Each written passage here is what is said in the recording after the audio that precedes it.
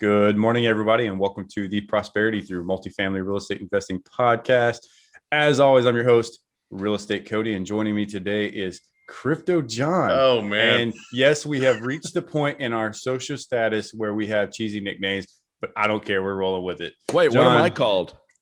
We're going to figure that out by the end of the show, Paul. We'll give you a handle it by the end of the show, Paul. Sorry, I forgot you hadn't introduced me yet. Never mind. No, it's okay. I'll go back to my corner. I am actually, we do have an illustrious guest on who I will introduce. Paul Moore is with us. He's a founding managing partner at Wellings Capital. Paul started out kind of like me, an engineer, MBA, started in big business. Then he departed to go out on his own and go through kind of a staffing business, sold that, and then he got into real estate, started in residential, moved into commercial real estate, and now he's solely focused on private equity and commercial real estate, and he's got a great background. We're going to love to hear more about you, Paul. So with that, welcome, Paul. We appreciate you coming out today. It's great to be here, but Crypto John? Wait, what is it? Crypto Cody? What is this? No. It's Real Estate Cody because Cody is 100% real estate, and I just happen to get into crypto and scale up a large portfolio in the past 8 months. And so why are you here? Why are you not on the beach in the Caribbean? You got to sell first, Paul. Oh, okay. You got to sell. That's right. It's that little pesky thing. But you can't sell when it's going up like it is, right? Yeah, you've got to scale out. You've got to scale top. This is a whole nother episode because talking about portfolio diversification is extremely important when you're talking about this because people get over concentrated in asset class. They sure do. I know I did. Yep, and real estate is an excellent diversifier, which I'm sure we'll talk about a little bit today. Yeah, no kidding, man. I used to dump. Like I would be. When I sold my company about 23 years ago, I thought, I'm an investor now, but actually I was a full-time speculator is what I was. And I would dump everything I could get my hands on as far as money. Man, I sold a lamp once, okay. So seriously, and I would just throw it into that one thing. And if you keep playing double or nothing with all of your assets, you're going to land on nothing at some point. And then what will you have left to double? Nothing. Very good point. Very, very good point. So, which kind of leads us into, tell us a little bit more about your background, Paul. I'd love to learn more about how you kind of discovered that throughout your investing career. Yeah, I had an engineering degree, then an MBA, went to Ford Motor Company for 5 years. And I just don't think I was a fit for corporate America, even though I really loved Ford. And I had my own staffing firm with a business partner for 5 or 6 years. We sold that to a public firm, moved to the Blue Ridge Mountains of Virginia, and eventually started flipping houses. Went from flipping houses to flipping waterfront lots at a beautiful resort called Smith Mountain Lake. Went from that to building houses. And I was always trying to figure out how to get involved in commercial real estate. Syndication was a thing, but it wasn't very famous back in like the early 2000s. Well, I finally landed on we made an oil and gas investment, another one of those double or nothing deals in North Dakota. And while we were there, we realized there were 18 or 19,000 job openings. And a lot of the reason they couldn't be filled is there was no housing. People had to live in their truck or they had to sleep, in these horrible situations.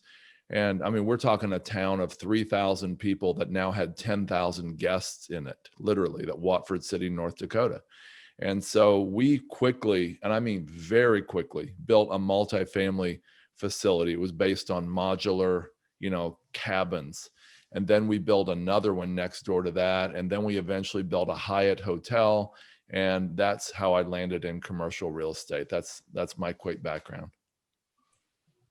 That's really cool. I like the evolution of that. And it's really unique because as entrepreneurs, that's what we do, right? You find problems and you go fix it. And yeah, you had to solve the shale boom problem, right? North Dakota had zero infrastructure to house its workers. Yeah, it's crazy. Yeah, we helped a little with that. And what I wanted to do with that is we wanted to create like these beautiful, something that would be as nice as someone's home, but a little mini version of it. I mean, we did granite countertops and all this beautiful but they were only 300 square feet, and they were renting for $4,000 a month for basically a hotel room. And if you think of it as a hotel room, $129 a night isn't bad. If you think of it as an apartment, $4,000 a month is outrageous. But that's what we got. That's awesome. That's cool. What happened after the that? beauty of supply and demand. Yeah, it really is. After that, so the Hyatt Hotel was a disaster, to be honest. My friend did it. It was going to be his retirement. He had sold 5 or 6 companies over a decade, and it was just very, very painful ending. So I decided I wanted to stay in multifamily anyway. So I went back and got in a multifamily mentoring program where I learned so much. Guys, you won't believe this. This is a true story.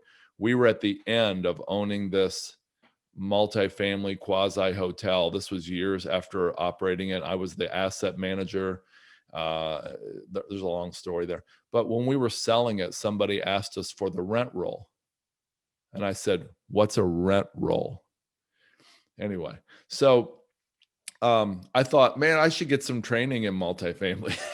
So, a year and a half later, after getting this training and this incredible mentoring that I went through, I actually was able to write a book on multifamily. And I had way more knowledge than I had experience at that point. And I wrote a book about it that's still selling today, 4 years later, 5 years later.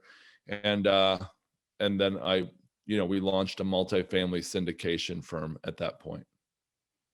That was in around 2014. Awesome. Well, kudos for surviving, that that first experience. It sounds like it was kind of a little bit of luck there, and maybe some timing in the market, maybe kind of helped you carry it through for sure, but luckily you made it out. But actually, that's a good point. I do want to bring up that point. You said your friend was, he was going to treat the Hyatt as a retirement scheme. Was that an overloaded portfolio position? Oh my goodness. It was so overloaded. I mean, we're talking, he was a pastor of a church part-time, and he shut that down. He had 2 or 3 companies he shut down. We sold the multifamily. He took all that money from everything. The church didn't have any money, but I mean, he just focused everything into this one grand slam home run, where he was going to be able to make, let's say, I don't know how much it would have produced, but let's just say $1 million a year profit it should have produced. And instead it led to, he wasn't actually bankrupt, but because it was a non-recourse loan.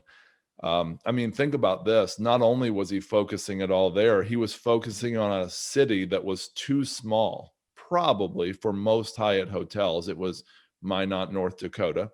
He actually built on the leading edge of town, meaning he was actually the first commercial thing in that area, with this thought that a Walmart was coming in, a hospital was coming in across the street. That stuff didn't materialize as soon as we thought. In addition to that, he was banking on oil prices staying at $110 a barrel, and they dropped to 30. That was the killer. There was much more that went wrong, but that's some summary of it. And I don't think he would ever do that again. I think he learned his lesson. He actually what lessons did you take away? Don't swing for the fences. Look, I was in my, I'm in my mid 50s. I know I don't look it, right? But I probably look like I'm 70 actually. But seriously, I realized I spent a lot of my life swinging for the fences, trying to hit that next home run. And you know what? I call that entrepreneurial investing now. It's great to be an entrepreneur. It's great to try new things. It's great to be Elon Musk, pushing the boundaries of what's possible. But man, I don't want to invest that way. Jeff, who was it? Somebody asked Warren Buffett. Jeff Bezos asked Warren Buffett. He said, hey, why doesn't everybody just copy your investing? It's not that hard to understand. And Buffett reportedly laughed and said, no, nobody wants to get wealthy that slow. Well, 19-20% compounded return over, since 1964 to now. That's slow compared for somebody who would like to double their money every year, like in crypto or something. Oh, sorry, John. But seriously, Yeah, no, you're exactly right. I mean, I'm kidding. people are shooting for 5x returns in like Right. a week. I know. And It's so ridiculous. entrepreneurs often go broke when they invest like they entrepreneur. I guess that's the lesson for me. Yeah. Well, what's interesting is in this digital age, particularly, like, we have so much accessibility to information at our fingertips, where I feel like it's a good thing and a bad thing, right? It's good because you can expand your network, you can really accelerate your business, but at the same time, what's unfortunate about that is you have a lot of these programs out there. You have a lot of these quote unquote gurus out there that are out there, and you hear the allure of real estate entrepreneurship, right? You hear like how many people have made millions of dollars and their financial freedom and all these taglines that draw people in. But when they get in, after a few months or however long, they realize that it really is a hard business. And to your point earlier about, yeah, it's cool to go be the Elon Musk or Jeff Bezos and stuff, but I mean, it really takes a very special mindset and tolerance to perseverance, I'll say, because I mean, it's a hard road. Let's be honest. I mean, it is a hard road. So I think to your point, it's when you get in this space, you have to understand that it's a long-term game. It doesn't happen overnight, and you've got to pace yourself or you'll burn yourself out before you ever find any momentum. It's very true, and my friend, and I'm not going to knock him, I'm going to knock myself. I mean, just like when I had all that money at 33 years old, and I thought, man, I'm just going to find something and plow money. Nobody really, well, I shouldn't say nobody told me, because that makes it sound like I'm blaming the world. I'm blaming myself. I did not go out and get the knowledge and the education I need. And I poo-pooed it. I mean, because, like, I don't know how old you are, and I don't want to insult anybody in their 30s, Cody, because it was me. I was the one. The knowledge was out there. I mean, Warren Buffett had that knowledge. He was teaching it. Warren Buffett's mentor, Benjamin Graham, he taught that stuff 100 years ago. So the knowledge was there. I chose to ignore that good knowledge. And I ended up, going from a $1.8 million in the bank 1 decade later to $2.5 million in debt. And so, man, I made a lot of mistakes, but I tell you what, I can now see the providential path of my life, that all those mistakes have led to so much good outcome now. They say mistakes can make you bitter or they can make you better. And I think for me, I've, been able to reap a lot of good from all the mistakes I've made. Well, I tell you what, Paul, that's why I'm really excited to have you on today, because when I got introduced to your background and your biography, in that biography, it mentions those exact points. And I think for us, like, it's great to hear the success stories, but to me, it's more impactful to hear stories like yours, where, you went from being on top of the mountain, so to speak, and then you got knocked down really, really far, but then you had to pick yourself up. But like you said, you've learned so many valuable lessons through those experiences that have now made you a better entrepreneur, better investor, better individual today. And I know for me personally, I share my story. I've kind of gone through some similar mistakes that have been very expensive mistakes that, looking back is like, God, dummy, you should have never did that. But again, if I never went through those experiences, I couldn't have taken away certain of those things that apply to my business today that I feel like is very beneficial to us now. So I really want to kind of dive into more of that. Kind of tell us about that story of, kind of being on the top, making it to the bottom, and how you clawed your way back. Yeah, it's actually a very personal story, but I couldn't be honest without telling it accurately. What happened is I kept swinging for the fences. Now, I want to be clear, the $2.5 million in debt was all against real estate. That's including my personal home, my vacation home, a bunch of waterfront lots, some, things like that. It all had tangible value. I'm not talking, it wasn't like I, maxed out a Visa card or $100,000 or something like that, thankfully. So it was 2007. It was the fall of 2007. And we had no idea of the pit we were about to go into as a nation, economically and worldwide, and especially in the real estate realm. we were hoping that the little bumps we had seen in 2006 and 7 were the worst of it. Of course, there's a lot of people out there, including a cover of a magazine, said, the real estate empire is about to crumble or something. I can't remember the exact title, but there was a lot of evidence that things were going to crash. Well, my business partner came to me, this is a different guy, about that time and said, man, I can't keep making half of these interest payments on all this debt. I'm signing all the properties and the debt over to you. And we're still good friends to this day, but man, it was really painful. So I had all that debt, and I actually had this super confidence. I literally don't remember, Cody, losing 1 minute's sleep over this, and I probably should have. But at any rate, I just had this confidence it was all going to work out. Well, I came to this conclusion that I wanted to be like George Mueller. George Mueller is one of my personal heroes. He was a hellion in Germany in the early 1800s, and he became, quote, a saint in England all through the 1800s. He ended up housing a total over a century of 10,000 orphans.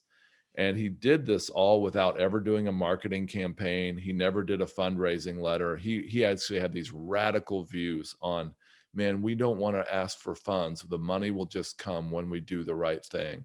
And there was a lot of, there's books about what the right thing was for him. But at any rate, I'm like, you know what? I just want to be like him. What would he do right now?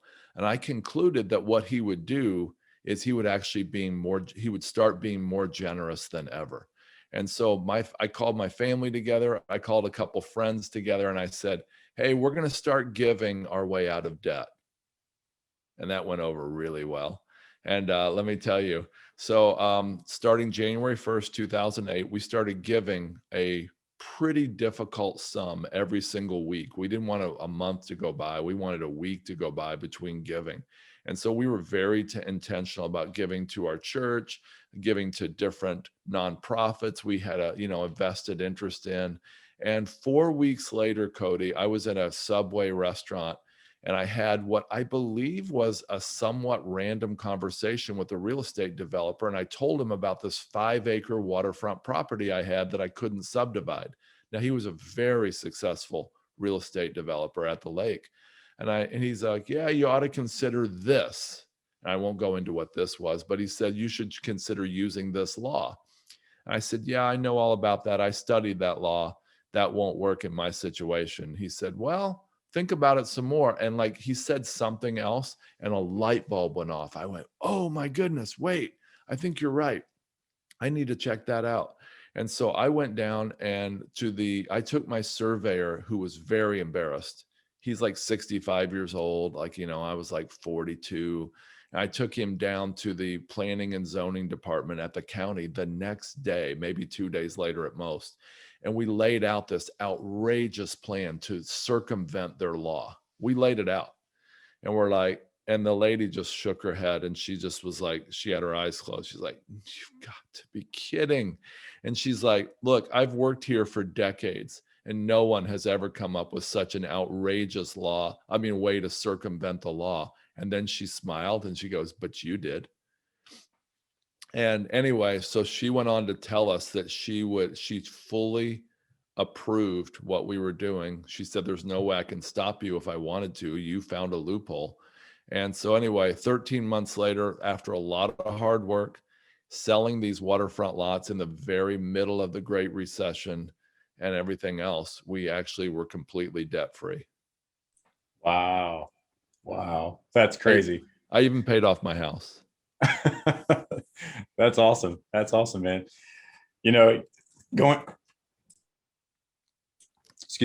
Going back to the original part of your story, when you talked about the amount of levered debt that you had, that $2.5 million, even though it was tied to real estate, as you mentioned, that time frame of 2007, I'm sure, that was, like you said, that was on the brink of just absolute utter pain, for the next few years. But what's interesting about that is that when I think about what we're seeing in today's marketplace, where we're at historically low interest rates, there's so much liquidity injected into the capital markets that banks are literally trying to give you money, right? Maxing out loan to value, loan to cost, Yeah.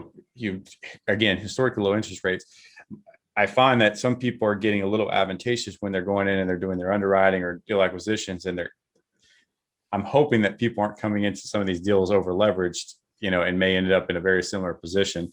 Um, but I'm sure you having gone through that experience now, is that something that you're factoring into your business today?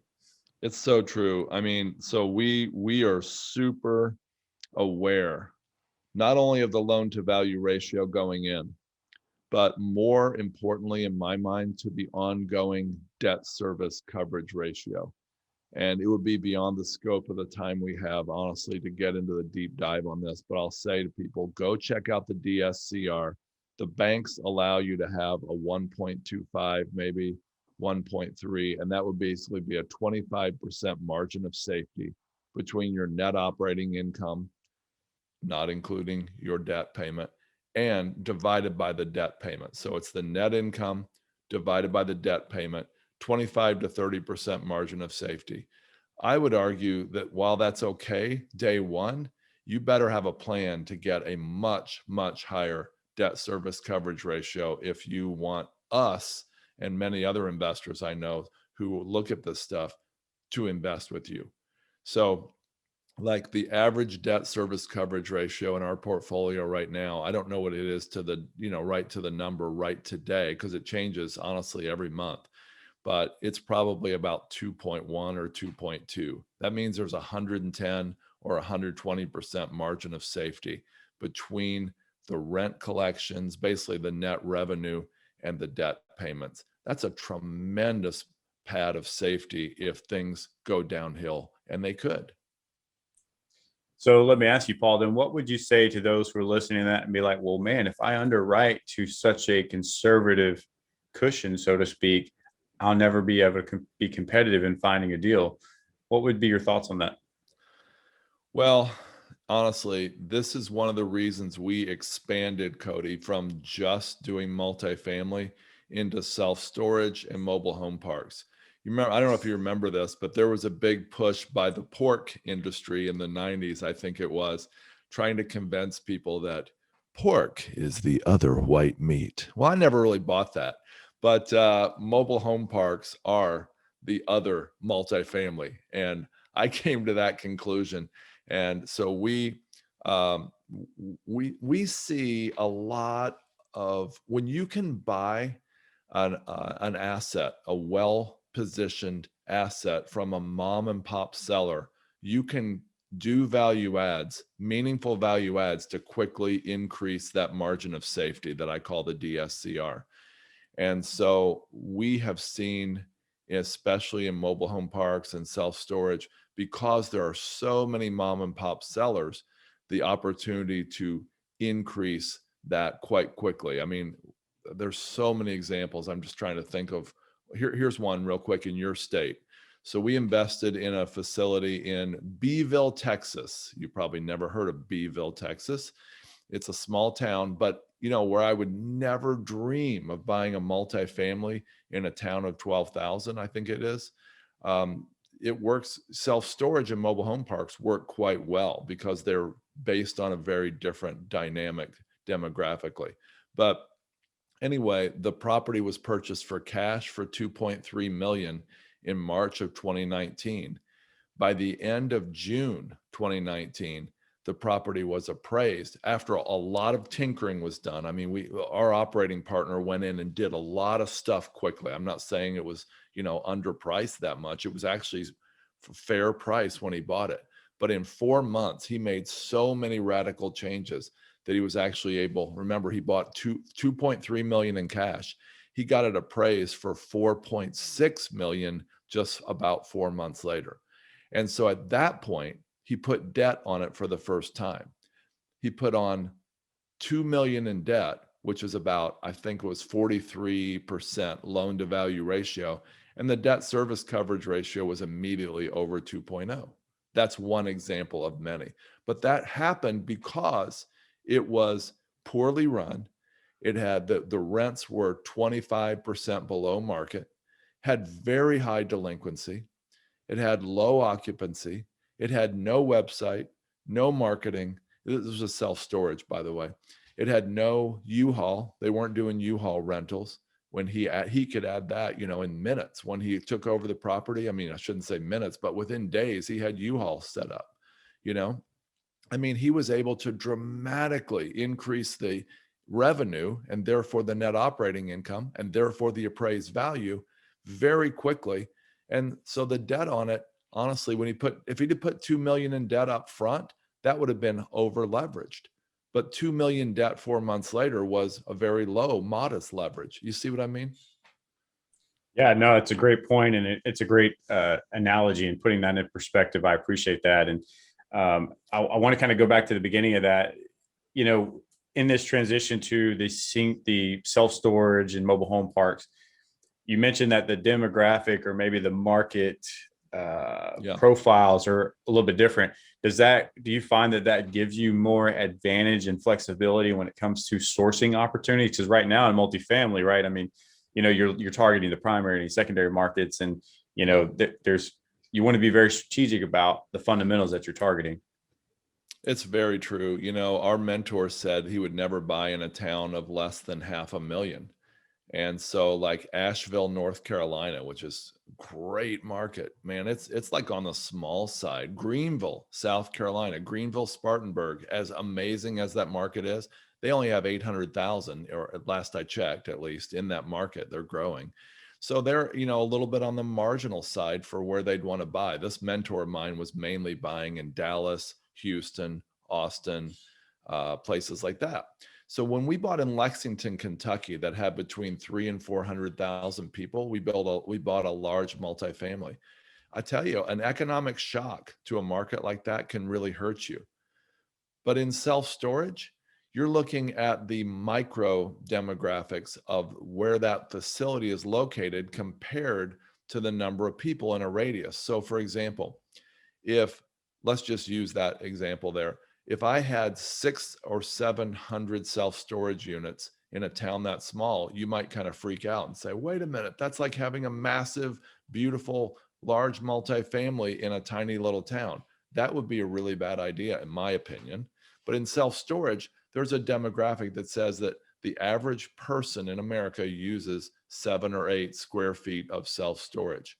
So if you have 12,000 people in an area, let's say, for example, that's in a 3-mile radius. I don't know that it was. That's 12,000 times 7. I'm not going to do the math in my head very well, but I think that's 84,000 or 96, somewhere in that 90,000 square feet range. Okay, so 12,000 people can support 90,000 square feet of storage. Oh, really? Well, this facility was, say, 60,000 square feet. Well, there was no other self-storage in that 3-mile radius. I'm just saying for an example here, because there may have been in that case. If that's true, then you can locate in a very small town and it works. Interesting. I know nothing about the self-storage space, so this is really appealing. But what's interesting is I feel like multifamily has been the golden child for the past decade, right? Oh, yeah. Everything's been multifamily. And right now, I mean, it is an absolute headache in this space right now, because you're one of 30, 40, 50 offers on a deal, especially if you're in those primary, secondary markets. So the level of competition is it's incredible. But I kind of feel like, self-storage, mobile home parks, over the past few years, that has become very popular as well as an investment strategy. Are you guys finding a lot of competition coming into those spaces as well? And then not only that, to piggyback off that question, the inventory seems to be a little bit less plentiful as well, right? Because some of these markets, you're not just popping up new mobile home parks, for example, here and there. So talk to us a little bit about the competition and the deal flow, so to speak. Let me start with inventory first. Mobile home parks are the only asset type that we know of that have a decreasing supply and an increasing demand every year. And so that's a unique thing about mobile home parks. We believe there are only about 10 built in the US every year, and there's about 100 to 125 torn down in an average year as well. And so there's a decreasing supply, which make a really unique dynamic. There's 44,000 or so mobile home parks in the US, and 85 to 90% are owned by mom and pop owners. And that's the key. The key in that is, well, if 85 to 90% are mom and pop owners, then whereas 93% of multifamily, 50 units and up, from what I've read, 93% of them are owned by corporations who have already wrung the value out of them. And so it's very, very hard to compete for that 7% that really have a lot of meat on the bones and value add opportunities, if that statistic is true. And so mobile homes and self-storage have 54,000 or so units in the US. That's the same as all the Nike, what am I saying? The Starbucks, Subway, and McDonald's combined. I was looking at another statistic with Nike the other day. And anyway, so that's a large number of self-storage facilities. But, you know, where we see the beautiful ones along the highway in Dallas and Houston, there's a lot of mom and pops like that one in Beeville, Texas, that are poorly run, poorly managed, and they're a cash cow to the owner. And those owners have benefited by the fact that the cap rates compressed from, let's say, 12% down to 6% already. Well, they've already doubled the value of their property and they're sitting on this cash cow. They don't have the desire or the willingness or the, you know, the resources to improve that, to bring them up to full value. And so this comes back to a full circle of your question. This guy that inherited the self-storage facility from his parents who passed away and is now making like $30,000 a month doing virtually nothing, he doesn't have the motivation to make it a world-class facility. But when my friend Matt buys that facility and we invest in it, he might be able to get it up to $60,000 a month income within a year, therefore doubling the value of the facility, but quadrupling the equity, the value of the equity, because using 50% leverage just does that. Okay, so it opens up a whole broad range of thousands, and I would even argue potentially tens of thousands of opportunities that you can't get access to in multifamily because it's so overheated. I mean, look, I wrote a book called The Perfect Investment about multifamily, but for me, it wasn't perfect because I didn't have a good acquisition team. I didn't have a good acquisition strategy, and it became an imperfect investment for me because I didn't have the strategy and the team, but also because the market was so overheated and competitive.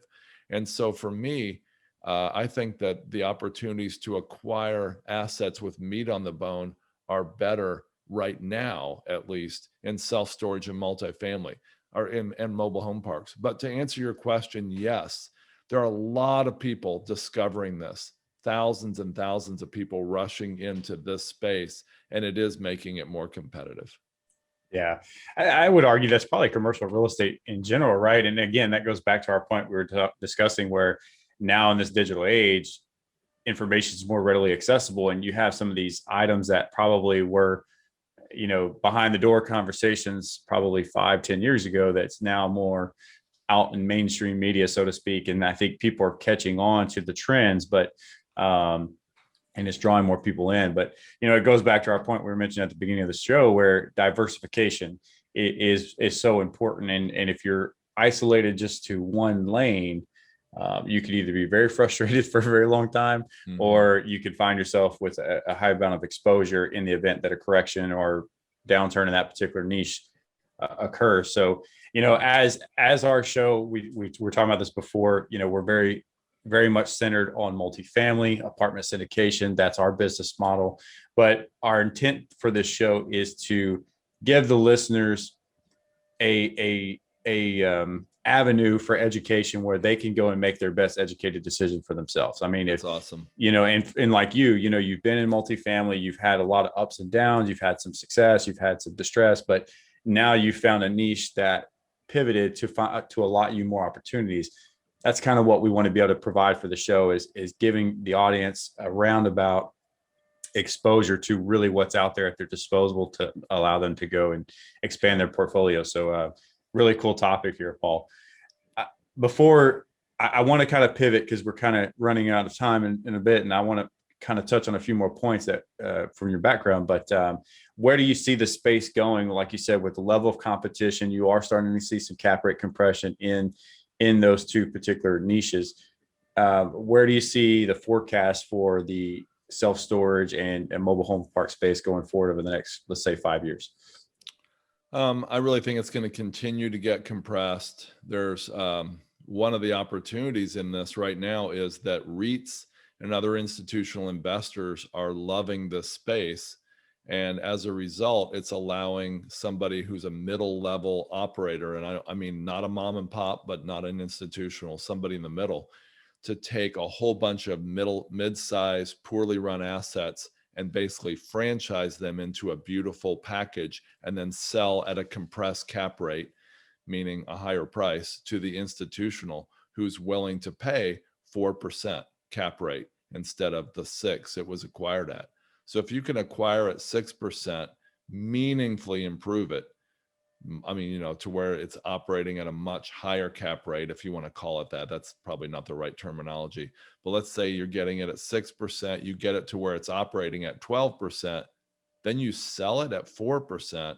I mean, if you sit down and do the math on what I just said with leverage, it's an incredible opportunity. I think that opportunity is going to be there for a number of years. But someday, just like the last World War I veteran died when I was younger and there was not one left on the planet, there's going to be very few, if any, left mobile home parks and self-storage mom and pops left someday as well. And we'll have to be looking at some other asset type, won't we? Yeah, you got to be able to pivot and ride, I guess, with the market, right? But to that point, where do people go to find out more about, I don't know, demographics, trends in the space? Like, how can they be in tune into some of those drivers that will affect that space? That's a good question. There's a LinkedIn group on that has like 5,000 members on mobile home park investing. I don't spend a lot of time there. Self-storage, Scott Myers, he's a great trainer. He's very involved on Bigger Pockets. He's based in Indianapolis. Scott Myers has, I think it's selfstorageinvesting.com.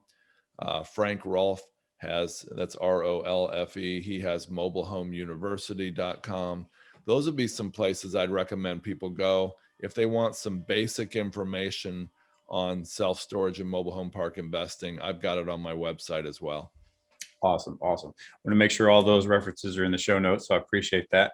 Paul, let's make a quick pivot real quick. One thing that we probably didn't, I don't think we discussed it here in the show, but I know offline we talked a little bit about it.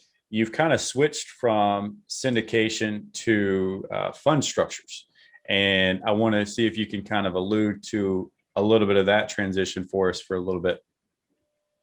Yeah, when we decided we wanted to, basically expand from multifamily only into self-storage and mobile home park investing, we realized that we did not have a team. We didn't have a track record. We didn't have 10, 20, 30 years of history in self-storage or mobile home parks like some of these guys. And so we thought, we've got 100 and some investors waiting to invest with us. Is it really wise and fair to go to them and say, hey, good news. We're going to transition to these other asset classes. We've never done it before, but they look really good. I just didn't think that was a really good thing to do for us. So we told our investors, look, if you hang with us, we promise we will do a very detailed level of due diligence. We'll go out and find the very best operators, like the 80-20 of the 80-20, if you will, the top 4%, if we could find them. And we would do thorough due diligence. We would do all the due diligence they would do if they had the time, if they had the knowledge, if they, were able to fly around the country and look at these different spaces. We would do all that for them so they could focus on their day job. Like, a lot of these are IT professionals, doctors, dentists, retirees, high net worth people who don't have the time or the knowledge to do that. We told them we would be their due diligence partner, and it really resonated with people. And so we did that on a number of just a very small number of individual deals. And then we launched our first fund. And now we just finished our third fund. And our goal with the funds, Cody, is to give people diversification across asset classes, across operators, geographies, individual assets, and even across strategies. Within our funds right now, we have operators who buy, fix up, and sell an asset in as little as a year. And we have other operators who buy and hold for the full 10 years, which is the life of the fund. I really, really liked this fund structure. And we've had a guest on our show, a good friend of ours, Nicholas Moore, who's a real estate attorney that specializes in these funds of funds. And, it's become more of a popular way of allocating capital to get in deals. And I think to your point, right now, as the level of competition is getting higher and higher in this space, it's getting harder and harder for the newer investor or the less experienced investor to find opportunities. One thing that we always preach is go align with the successful operators, right? Go find a way to add value to them and partner with them. Well, how do you do that? Well, capital speaks a lot of volume right now when it comes to adding value. So I'm really glad we brought this up, because for somebody who's looking to find a way to partner with these guys, if you can create a similar structure which you have in the fund and pulling resources together and then going to align with those top of class operators, you could really find a lot of opportunity to find some success and getting your portfolio started. So I appreciate that. Yeah, I mean, these guys and gals that we invest with are doing stuff that we couldn't even dream of. For example, one of our operators, we had a part-time guy who had a whole lot of other responsibilities. That was our acquisition team when we were doing multifamily. I'm here to tell your audience that was a massive, massive mistake. And that was just 5 years ago. Well, now I'm working with an operator who has literally 7 people, and it's going toward 10 in a bullpen, in a room in Nevada. Those 10 people, 7 today going to 10, they're calling 100 to 150 self-storage and mobile home park owners every day. So They're covering 1,000 or more mom and pop operators per day, 5 days a week, year in and year out. And they're calling every one of these approximately 2 to 4 times a year.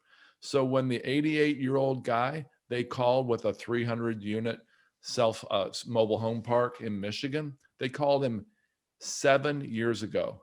Well, they called him quarterly for 1 year, then 2, then 3, then 7. And recently at 95 years old, their niece, the guy's niece, calls them. I know how you think the story's going, and the niece says, Grandpa's here, or my uncle's here. We finally convinced him to sell at 95 years old. Whatever you offered him a couple years ago, he'll take it. And he goes, wait, you'll take that offer that I made in 2018 or whatever? And she said, yeah, that's more money than he could ever use. We'll take it. And so, that's like an example of persistence. I'm sure that mobile home park owner got a lot of other calls, but who else called him quarterly for 7 years? That's 28 calls, but that works. I'm telling you, that strategy works. I couldn't do that. Neither. I don't know that I could either, man. That's a lot of patience. But to your point, that's exactly right. It's the follow-up. It's the never, you never give up. And that's kind of where people end up falling off the cliff, so to speak, right? Is they don't give it enough time to prosper and really build up relationships and to let it come back full circle. So, man, we could do a whole nother podcast episode just on that topic alone. That's when can cool. we? Let's do it. Let's do it. We need to book it. We'll get that lined up. But one last pivot before we go, because I want to talk about, you have a book, and let me see here. You have a podcast called How to Lose Money, which is great. And then you also have a book that you've written, and remind me the title again. Forgive me. The book on multifamily that's on Amazon is The Perfect Investment: Create Enduring Wealth from the Historic Shift to Multifamily Housing. Yeah, so we want to make sure to reference that in the show note. Definitely want to check that out. But let's talk about your podcast a little bit. I love this title, How to Lose Money. And it's definitely catchy. It definitely grabs your attention. So what was the inspiration behind the podcast? Kind of tell us a little bit about the audience and the message that you're sharing. Cody, when I would go to these not webinars, but conferences and things over the years, I would hear these wonderful speakers tell their success stories from the stage. And that was all well and good. I get it. It makes sense. But I would notice that the people in the audience would get discouraged. And especially one time after all these success stories for days, and somebody got up and said, "Hey, would you be willing?" It was a panel of these amazing speakers. "Would somebody be willing to share your failure stories? I think it would be encouraging for us to know that things weren't always easy for you." And every speaker, literally deer in the headlights, looked at each other, and nobody gave an answer. And I was mad. I thought, you just told 500 people that your life was easy, that your success came easy, and you basically discouraged everybody in the audience and made them all think, I'll never make it. And that's exactly what people were saying at lunch and different breakout sessions. People would say, I'll never have that success. I'll never have that connection. That guy's education was better than mine could ever be. I'll never make it. I might as well quit. And so I thought, man, if I ever got on a stage, I would tell the truth. And what I learned was when I got on that stage, all those people have the same problems, same pain, same failures, same losses, same $2.5 million in debt. Well, maybe not that bad as I did. And you know what? They made it and they created something beautiful by persevering. And so I thought, if I ever have a podcast, I didn't actually think that way. I said, if I ever get on stage, I would tell the truth. Well, when I got a podcast, I thought, I'm going to tell the truth. And so we've interviewed 238 people about their pain, failures, losses, insecurities, and all that on the road to success. It's been a lot of fun. That is really, really cool, man. I love that. And I completely agree with you. Again, we talked a little bit about this earlier where, it's great to hear the successes, but where I feel like you really, really get to appreciate other experiences is through other people's challenges and through the lessons that they've learned. And the best lessons that have been learned have come from those mistakes. And I reference myself. I've made plenty of them. And I used to be embarrassed about speaking to those because you start to worry about, what are people going to think? What if I tell them I made this mistake, What it shows is that you have experience, right? You put yourself out there, that you've learned some hard lessons, but if you're doing it right, you're not going to make the same mistake over and over. And again, I just find that resonates so much better when people like you are sharing that message, sharing that story. And, I appreciate that. I'm looking forward to tuning in. That's awesome, man. Thank you. I appreciate it. I think people have been encouraged when they realize they're not alone in their pain. Yeah, you're absolutely right, man. I think it makes you relatable for sure. Because it's very easy to look at the Grant Cardones and say, oh yeah, we'll never touch that level of success. But as you mentioned too, that there's no perfect road to reaching that success. And people need to be able to relate, and they need to be able to resonate that. So, you just brought up something I had not thought of. I've never said this on a podcast, but my son, who's a very successful real estate investor, he's 27.